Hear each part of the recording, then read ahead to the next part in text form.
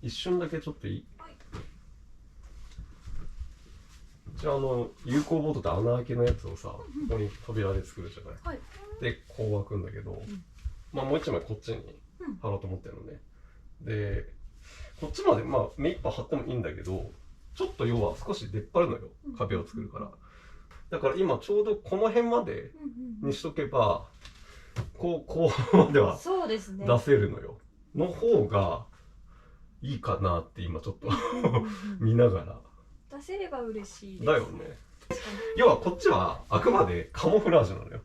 ここの壁ちょっとっぽいですよみたいな意味合いだから、別にここには目いっぱいかけられるのよ。じゃあちょっとこれが出しやすいぐらい、まあ出しにくいのは全然大丈夫なんですけど、目いっぱいよりはちょっとそうだよね。の方がいいかな。のがいいよね。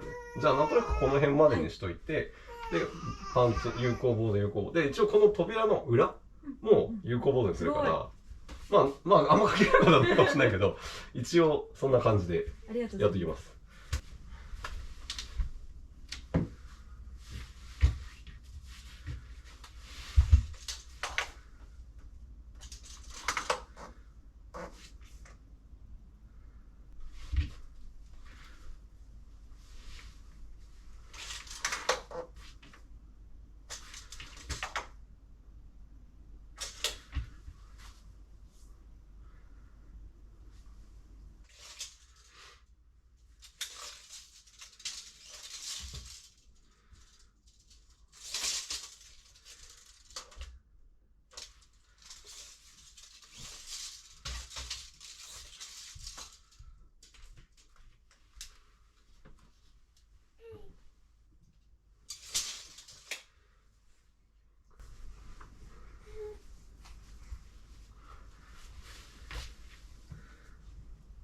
音楽の好きなアーティストとかっています？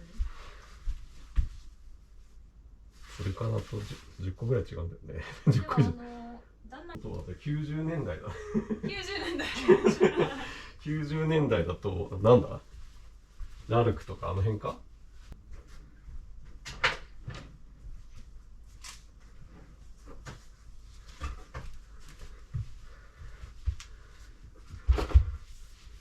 いしょ。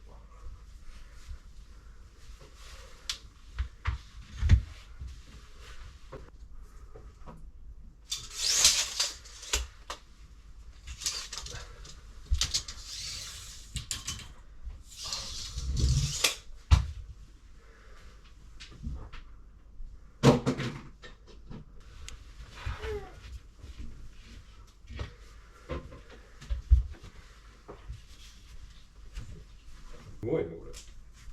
何インチっていうか付け方の問題です。マスキングテープで付ける。よいしょ。